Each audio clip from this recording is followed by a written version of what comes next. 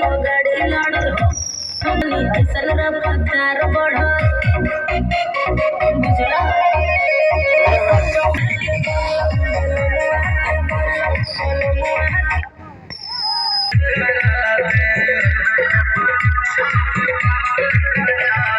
कालिदास संख्या में कौन बना दे